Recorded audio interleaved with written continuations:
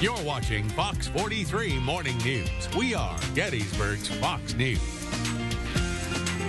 A new year means a new you, if you want, but changing careers, losing weight, earning more money, it doesn't always equal happiness. So this morning we're talking about being happy and feeling fulfilled, that is, with the Pennsylvania-based inspirational speaker and author Danny Bader. Thanks so much for joining us this you're morning. Welcome. Thanks, Courtney. All right, so we were talking about your book. I want to get into why you started going into happiness and fulfillment and looking at that. So why start with something like that? Sure. Well, I was really forced to do it. When I was 20 years ago, I had an accident that unfortunately left a friend of mine dead. It was an electrical accident, and we were lowering a ladder, and we hit an electric line. Electricity went in my hands and out my feet, but it caused my body to stop. So I had an experience where I left this world, and I went somewhere else. And then, for whatever reason, I came back. I stopped trying to figure that out, but I was back.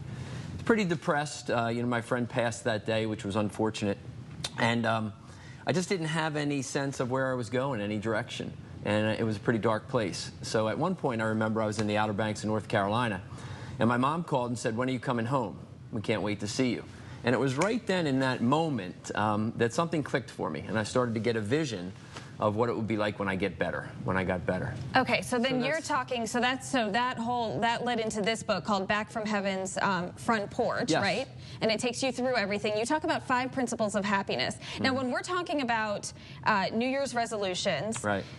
How does that lead to any type of fulfillment or happiness in your life? Because that's ultimately, I think, what people are looking for, right? Sure, sure. But a lot of times with resolutions, what people will do is they say, "I want to make more money, I want to lose weight." We've always seen people that when they make more money, they're good for a month or two, and then they're not so happy anymore. So I always say to them, don't start just at the resolutions, but what do you want to produce for yourself? What do you want to create? So in other words, I'll ask somebody, I'll say, "Courtney, hey, 3 months, 6 months, a year from now, if I see you again," and you say, "Hey, Danny, you were on our show," and I say, "Yes," and I say, "How's life, Courtney?"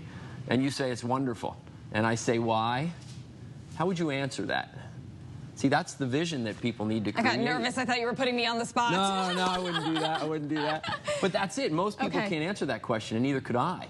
So once I started to really get this sense of vision, and saying, okay, what do you want to create? Because once you get a clear picture of that vision in your mind, it gives you a lot of energy, gives you a lot of fulfillment, a lot of perseverance. And then when you get an image of that, you see a lot more actions than you can take.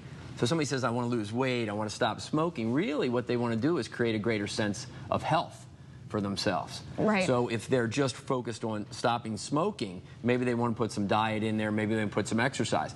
If you can start to get a couple of those things going, they create momentum and feed off one another. So how do you